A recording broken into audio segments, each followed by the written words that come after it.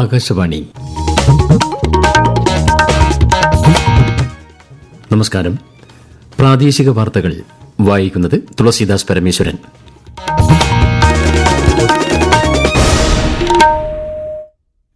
പ്രധാന വാർത്തകൾ. മംഗോളിയൻ പൌരന്മാർക്ക് സൌജന്യ വിസ നൽകാൻ ഇന്ത്യ തീരുമാനിച്ചതായി പ്രധാനമന്ത്രി നരേന്ദ്രമോദി. മംഗോളിയൻ പ്രസിഡന്റുമായി പ്രധാനമന്ത്രി ന്യൂഡൽഹിയിൽ കൂടിക്കാഴ്ച നടത്തി. ഗൾഫ് രാജ്യങ്ങളിലെ സന്ദർശനത്തിനായി മുഖ്യമന്ത്രി പിണറായി വിജയൻ നാളെ യാത്ര തിരിക്കും. മനുഷ്യ വന്യജീവി സംഘർഷം പരിഹരിക്കാൻ ദീർഘകാലാടിസ്ഥാനത്തിലുള്ള പദ്ധതികൾ നടപ്പാക്കുമെന്ന് വനം മന്ത്രി എ കെ ശശീന്ദ്രൻ. കുന്നംകുളം മുൻ എംഎൽഎ ബാബു എം പാലിശ്ശേരി അന്തരിച്ചു. കണ്ണൂർ ശ്രീകണ്ഠപുരത്ത് ഇടിമിന്നലേറ്റ് 2 അതിഥി തൊഴിലാളികൾ മരിച്ചു, 3 പേർക്ക് പരിക്ക്. സംസ്ഥാനത്ത് ഇടിമിന്നലോടുകൂടിയ വ്യാപക മഴയ്ക്ക് സാധ്യത. 8 ജില്ലകളിൽ ഇന്ന് മഞ്ഞ ജാഗ്രത. കേരള ലക്ഷദ്വീപ് തീരങ്ങളിൽ മത്സ്യബന്ധനത്തിന് വിലക്ക്. വാർത്തകൾ വിശദമായി. മംഗോളിയൻ പൌരന്മാർക്ക് സൌജന്യ വിസ നൽകാൻ ഇന്ത്യ തീരുമാനിച്ചതായി പ്രധാനമന്ത്രി നരേന്ദ്രമോദി. മംഗോളിയൻ പ്രസിഡന്റ് ഖുറേൽ സുഖ് ഉഖ്നയുമായി ന്യൂഡൽഹിയിൽ നടത്തിയ കൂടിക്കാഴ്ചയിലാണ് പ്രധാനമന്ത്രി ഇക്കാര്യം വ്യക്തമാക്കിയത്. വിവിധ ധാരണാപത്രങ്ങളും ഇരു രാജ്യങ്ങളും കൈമാറി. ഇന്ത്യയും മംഗോളിയയും തമ്മിലുള്ള ഉഭയകക്ഷി ബന്ധത്തിന്റെ 70ാം വാർഷികം അടയാളപ്പെടുത്തുന്ന സ്മരണിക സ്റ്റാമ്പുകളും നേതാക്കൾ സംയുക്തമായി പുറത്തിറക്കി. ഇന്ത്യയും മംഗോളിയയും തമ്മിലുള്ള ബന്ധം നയതന്ത്രപരം മാത്രമല്ലെന്നും ആത്മീയ തലം കൂടി അതിനുണ്ടെന്നും പ്രധാനമന്ത്രി പറഞ്ഞു. दोनों देश फ्री, ओपन, इंक्लूसिव और रूल बेस्ड इंडो पैसिफिक का समर्थन करते हैं. ग्लोबल साउथ की आवाज को सशक्त करने के लिए भी हम मिलकर काम करते हैं. भारत और मंगोलिया के संबंध केवल राजनयिक नहीं है, ये हमारे बीच आत्मीय और आध्यात्मिक बंधन है. हमारे संबंधों की असली गहराई और व्यापकता हमारे पीपल टू पीपल टाइज में दिखाई पड़ती. 4 ദിവസത്തെ ഇന്ത്യ സന്ദർശനത്തിനായി ഇന്നലെ ന്യൂഡൽഹിയിൽ എത്തിയ മംഗോളിയൻ പ്രസിഡന്റ് ഇന്ന് രാഷ്ട്രപതി ദ്രൌപദി മുർമുവുമായും കൂടിക്കാഴ്ച നടത്തും. രാഷ്ട്രപതി ഭവനിൽ അദ്ദേഹത്തിന് അത്താഴ വിരുന്നും ഒരുക്കിയിട്ടുണ്ട്. ഗൾഫ് രാജ്യങ്ങളിലെ സന്ദർശനത്തിനായി മുഖ്യമന്ത്രി പിണറായി വിജയൻ നാളെ യാത്ര തിരിക്കും. Bahrain, Oman, Qatar, Kuwait, UAE എന്നീ രാജ്യങ്ങളാണ് മുഖ്യമന്ത്രി സന്ദർശിക്കുന്നത്. മനുഷ്യ വന്യജീവി സംഘർഷം പരിഹരിക്കാൻ ദീർഘകാല അടിസ്ഥാനത്തിലുള്ള പദ്ധതികൾ നടപ്പാക്കുമെന്ന് വനമന്ത്രി എ കെ ശശീന്ദ്രൻ. മനുഷ്യ വന്യജീവി സംഘർഷം ലഘൂകരിക്കുന്നത് സംബന്ധിച്ച 3ാം ഘട്ട അവലോകന യോഗം ഇടുക്കി കളക്ട്രേറ്റ് കോൺഫറൻസ് ഹാളിൽ ഉദ്ഘാടനം ചെയ്യുകയായിരുന്നു മന്ത്രി. വനം വകുപ്പ് ഉദ്യോഗസ്ഥരും ജനങ്ങളും തമ്മിലുള്ള സൌഹൃദം മുൻപത്തേക്കാൾ മെച്ചപ്പെട്ടതായും മന്ത്രി പറഞ്ഞു. മനുഷ്യ വന്യജീവി സംഘർഷം ലഘൂകരിക്കുന്നതിനായി 45 ദിവസം നീളുന്ന തീവ്രയജ്ഞ പരിപാടി വനംവകുപ്പ് 3 ഘട്ടങ്ങളിലായി നടപ്പാക്കി വരികയാണെന്നും അദ്ദേഹം അറിയിച്ചു. 2031 എല്ലാവർക്കും ആരോഗ്യ പരിരക്ഷ ഉറപ്പാക്കുന്ന സംസ്ഥാനമാക്കി കേരളത്തെ മാറ്റുകയാണ് സർക്കാരിന്റെ ലക്ഷ്യമെന്ന് ആരോഗ്യമന്ത്രി വീണ ജോർജ്. സ്പെഷ്യാലിറ്റി ചികിത്സകൾ വികേന്ദ്രീകരിക്കുമെന്നും അടിസ്ഥാന സൌകര്യ വികസനം കൂടുതൽ മെച്ചപ്പെടുത്തുമെന്നും മന്ത്രി പറഞ്ഞു. തിരുവല്ലയിൽ നടന്ന വിഷൻ 2031 ആരോഗ്യ സെമിനാറിൽ നയരേഖ അവതരിപ്പിക്കുകയായിരുന്നു മന്ത്രി. മത്സ്യത്തൊഴിലാളി ക്ഷേമനിധി അംഗങ്ങൾക്ക് വിരമിക്കൽ ആനുകൂല്യം നൽകുമെന്ന് ഫിഷറീസ് മന്ത്രി സജി ചെറിയാൻ. മത്സ്യത്തൊഴിലാളികളും അനുബന്ധ തൊഴിലാളികളും ക്ഷേമനിധിയിൽ അടച്ച അംശ ആദായവും അനുയോജ്യമായ സർക്കാർ വിഹിതവും ചേർത്താണ് വിരമിക്കൽ ആനുകൂല്യം നൽകുക. 67,000 പേർക്കാണ് ആനുകൂല്യം അനുവദിക്കുന്നത്. ഒരു തവണയെങ്കിലും അംശാദായം അടച്ച അംഗത്തിന് ഏറ്റവും കുറഞ്ഞത് 1,000 രൂപയുടെ ആനുകൂല്യം ലഭിക്കുമെന്ന് മന്ത്രി വാർത്താസമ്മേളനത്തിൽ പറഞ്ഞു. കുന്നംകുളം മുൻ എംഎൽഎ ബാബു എം പാലിശ്ശേരി അന്തരിച്ചു. 67 വയസ്സായിരുന്നു. കുന്നംകുളം മണ്ഡലത്തെ 2 തവണ പ്രതിനിധാനം ചെയ്ത അദ്ദേഹം ഏറെ നാളായി അസുഖബാധിതനായി ചികിത്സയിലായിരുന്നു. CPIM തൃശൂർ ജില്ലാ സെക്രട്ടേറിയറ്റ് അംഗമായും കുന്നംകുളം ഏരിയ സെക്രട്ടറിയായും ദീർഘകാലം പ്രവർത്തിച്ചിട്ടുണ്ട്. ബാബു എം പാലിശ്ശേരിയുടെ വേർപാടിൽ മുഖ്യമന്ത്രി പിണറായി വിജയനും മറ്റ് നേതാക്കളും അഗാധമായ ദുഃഖം രേഖപ്പെടുത്തി. തിരുവനന്തപുരത്തെ CSIR NIIST സുവർണ ജൂബിലി ആഘോഷങ്ങളുടെ സമാപന സമ്മേളനത്തിൽ കേന്ദ്ര സഹമന്ത്രി ജിതേന്ദ്ര സിംഗ് നാളെ മുഖ്യ അതിഥിയായി പങ്കെടുക്കും. ക്യാമ്പസിൽ നിർമ്മിച്ച സുവർണ jubilee innovation centre, nodal hub, artificial intelligence and machine learning laboratory എന്നിവയുടെ ഉദ്ഘാടനവും അദ്ദേഹം നിർവഹിക്കും. കേരളത്തിലെ തൊഴിൽ രംഗത്തെ സ്ത്രീകളുടെ പങ്കാളിത്തം അടുത്ത 10 വർഷത്തിനുള്ളിൽ 20 നിന്ന് 50% ഉയർത്തുകയാണ് കുടുംബശ്രീയുടെ ലക്ഷ്യമെന്ന് മന്ത്രി MP രാജേഷ്. വനിതാ കമ്മീഷൻ സംഘടിപ്പിച്ച മുഖാമുഖം പരിപാടി തിരുവനന്തപുരത്ത് ഉദ്ഘാടനം ചെയ്യുകയായിരുന്നു അദ്ദേഹം.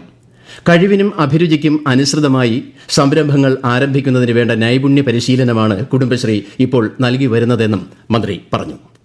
ഈ വാർത്തകൾ ആകാശവാണിയിൽ നിന്നും. ആകാശവാണി വാർത്തകളും വാർത്താ അധിഷ്ഠിത പരിപാടികളും All India Radio News Thiruvananthapuram YouTube ചാനലിലും at All India Radio News Thiruvananthapuram Facebook പേജിലും AIR ന്യൂസ് _തിരുവനന്തപുരം ഇൻസ്റ്റഗ്രാം അക്കൌണ്ടിലും at AIR news _TVM X ഹാൻഡിലും ലഭ്യമാണ്. പുകമറ സൃഷ്ടിച്ച് ദേവസ്വം ബോർഡ് ക്ഷേത്രങ്ങളെ തകർക്കുവാനുള്ള ശ്രമങ്ങൾ അപലപനീയമാണെന്ന് തിരുവിതാംകൂർ ദേവസ്വം ബോർഡ്. നിലവിലെ അന്വേഷണത്തിൽ പൂർണ്ണ തൃപ്തിയാണ് ഉള്ളതെന്നും കുറ്റം ചെയ്തവർ ശിക്ഷിക്കപ്പെടണമെന്നും Devaswom board president PS Prashanth പറഞ്ഞു. ശബരിമലയുമായി ബന്ധപ്പെട്ട കഴിഞ്ഞ 30 വർഷത്തെ എല്ലാ ക്രമക്കേടുകളും അന്വേഷിക്കണമെന്ന് BJP സംസ്ഥാന ജനറൽ സെക്രട്ടറി MT രമേശ് ആവശ്യപ്പെട്ടു. Kochi Palluruthy saint Rita's public സ്കൂളിലെ ഹിജാബ് വിവാദത്തിൽ സമവായം. സ്കൂൾ നിയമാവലികൾ പാലിച്ച് ഇവിടെ തന്നെ പഠനം തുടരാൻ ആഗ്രഹിക്കുന്നതായി കുട്ടിയുടെ പിതാവ് സമവായ ചർച്ചയിൽ അറിയിച്ചതായി ഹൈബി ഈഡൻ MP പറഞ്ഞു. വിവാദങ്ങളുടെ പശ്ചാത്തലത്തിൽ സെന്റ് റീത്താസ് സ്കൂളിന് ഹൈക്കോടതി പോലീസ് സംരക്ഷണം അനുവദിച്ചിരുന്നു.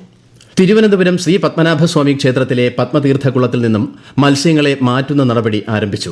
ക്ഷേത്രക്കുളത്തിൽ ചില അവസരങ്ങളിൽ മത്സ്യങ്ങൾ ചത്തുപൊങ്ങുന്ന സാഹചര്യത്തിൽ ഫിഷറീസ് വകുപ്പ് പരിശോധന നടത്തിയതിനെ തുടർന്നാണ് നടപടി. കൂടുതൽ വിവരങ്ങളുമായി ആകാശവാണി തിരുവനന്തപുരം ജില്ലാ പ്രതിനിധി രജു കോലിയക്കോട്. ഫിഷറീസ് വകുപ്പിന്റെ പരിശോധനയിൽ പത്മതീർത്ഥക്കുളത്തിലെ മത്സ്യങ്ങളുടെ അളവ് വളരെയധികം വർദ്ധിച്ചിരിക്കുന്നതായി കണ്ടെത്തിയതിനെ തുടർന്നാണ് കുറച്ചു മത്സ്യങ്ങളെ ഇവിടെ നിന്നും മാറ്റാൻ തീരുമാനിച്ചത്. ക്ഷേത്രത്തിന്റെ ആവശ്യകത പരിഗണിച്ച് ഫിഷറീസ് വകുപ്പ് പത്മതീർത്ഥക്കുളത്തിലെ കുറച്ചു മത്സ്യങ്ങളെ അരുവിക്കര, നെയ്യാർ എന്നീ ഡാമുകളിലേക്ക് മാറ്റുന്ന നടപടിയാണ് ഇപ്പോൾ പുരോഗമിക്കുന്നത്. വെള്ളം നിറച്ച ലോറികളിലാണ് മത്സ്യങ്ങളെ മാറ്റുന്നത്. ആകാശവാണി തിരുവനന്തപുരം നിലയത്തിൽ നടന്ന ഹിന്ദി മാസാചരണ പരിപാടികൾക്ക് ഇന്ന് സമാപനമായി. വിരമിച്ച NCC group commander colonel RG Nair സമാപന ചടങ്ങിൽ മുഖ്യ അതിഥിയായി. വിവിധ ഹിന്ദി മത്സരങ്ങളിൽ വിജയികളായവർക്കുള്ള സമ്മാനങ്ങൾ ചടങ്ങിൽ വിതരണം ചെയ്തു.